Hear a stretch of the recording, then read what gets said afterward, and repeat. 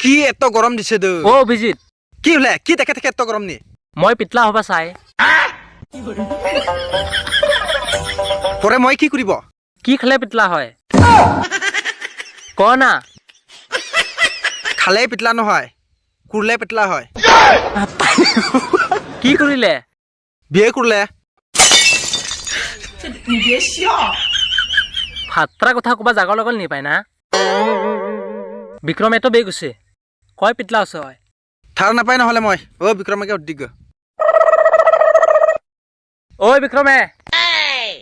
হে বাইগে কেনে বছ কি খালে পিতলা হয় একদিন আনি 7 বাৰকে ভাত খাব লাগিব 7 বাৰ ভাত খালা কথা কয় দিনে 2 বাৰ ভাত খালা কাৰণে গোটাই দিনে গুৰু চৰাবা আহিব লাগে সালা আৰু 7 বাৰ